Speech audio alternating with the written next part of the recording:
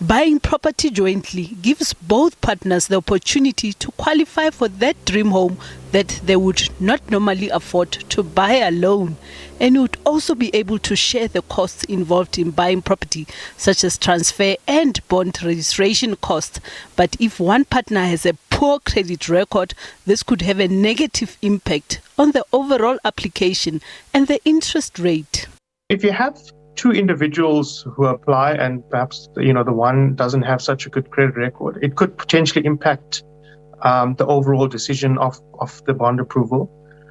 So we do look at all the applicants that have applied together in making a decision when granting a bond. So it could potentially impact the overall decision and potentially the interest rate if one of the parties does have a poor record.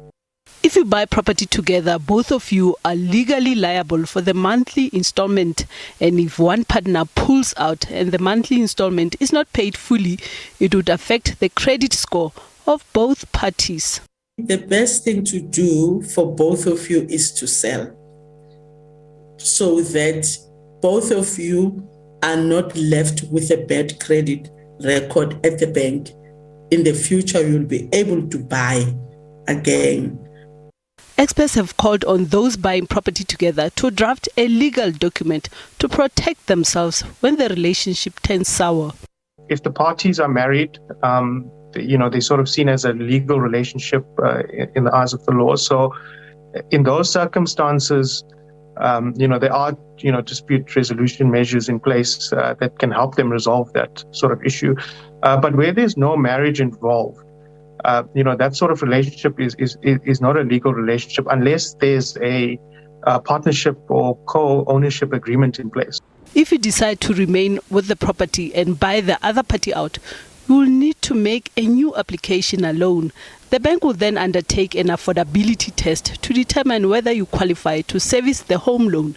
You will also incur transfer duties and bond registration costs.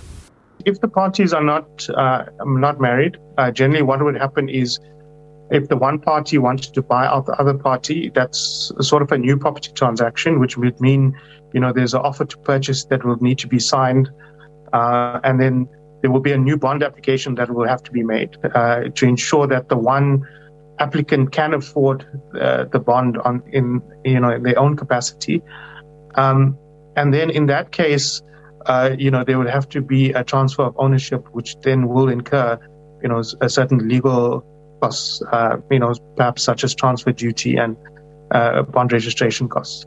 When you are left alone, the bank always look at the affordability as well to see if you will be able to continue paying the bond on your own.